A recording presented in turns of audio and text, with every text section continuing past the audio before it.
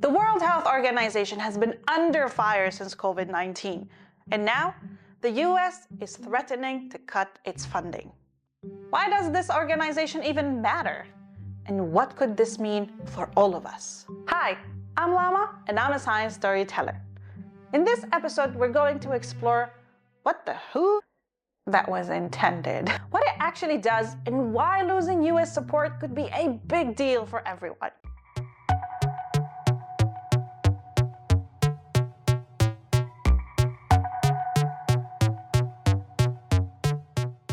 After World War II, the world was literally diseases were everywhere, literally everywhere. Typhus, smallpox, and malaria were spreading unchecked across borders. Countries started to realize that it's getting out of hand, and we need to put our efforts together to stop this. In 1946, United Nations members came together and drafted a constitution for a specialized health organization. 2 years later, what we know now as the World Health Organization, or the WHO, was officially established with one clear goal: health for all people everywhere. Since 1948, the World Health Organization has worked to improve health around the world, covering 6 regions: Africa, Europe, the Americas, Southeast Asia, the Eastern Mediterranean, and the Western Pacific. One of the main things the WHO does is track and manage diseases outbreaks. For example,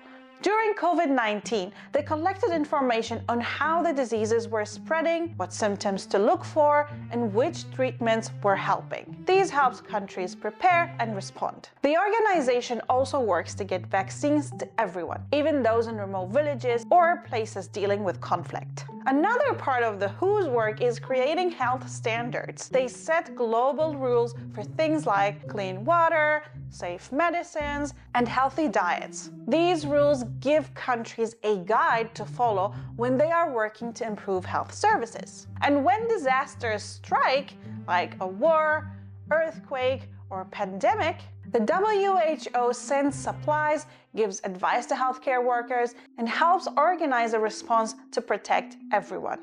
The World Health Organization has been able to make big changes over the years. In 1980, it led the efforts to eliminate smallpox, a deadly disease that killed millions every year. Polio as well is almost completely gone now. The organization has also worked to reduce diseases like malaria and tuberculosis and stop the spreads of SARS in 2002 and H1N1 in 2009. But not everything has gone smoothly. When the COVID-19 pandemic began in 2019, some countries said the WHO didn't act quickly enough.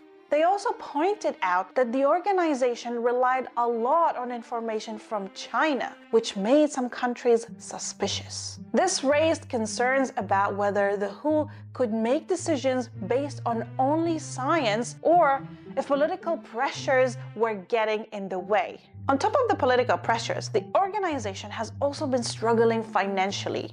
So, the WHO gets its funding from 2 main sources. One is mandatory payments from member countries, which make up about 20% of its budget. Second, and the majority of its funding, comes from voluntary donations by countries, organizations, and philanthropists, making up 80% of its total budget. Relying on donations is not sustainable, and many experts have been advising and even proposing sustainable strategies to the WHO. But so far, change has been slow. The United States has traditionally been the WHO's largest donor, contributing around 15% of its yearly budget. Only during the period between 2022 and 2023, the US contributed about $1 billion in both mandatory payments and donations. And in 2024, the US contribution accounted for 22% of all mandatory payments made by member states. This fund is used to respond to health emergencies, stop diseases from spreading,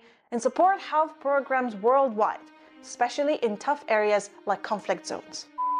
An anticipated change came in January 2025, when Donald Trump announced that the US would stop funding the WHO, with the decision set to take effect by January 2026. While this isn't entirely surprising, since Donald Trump attempted to withdraw funds in his first term, it still creates a budget gap for the organization. If this goes ahead, the WHO will lose significant amount of funding, and some programs would face delays or even cancellations. The WHO is hoping the US will change its mind, but given the current circumstances, it seems unlikely. But let's be real. If the US stops funding the WHO, it's not just an issue for the organization. It's an issue that affects all of us. The World Health Organization helps prevent diseases from spreading, especially in places with weak healthcare systems. Without Uncle Sam's funding, fewer vaccines might reach the people who need them, and diseases like polio or measles could return. And remember how slow the response felt during COVID-19? Without enough resources, the future pandemics could be worse.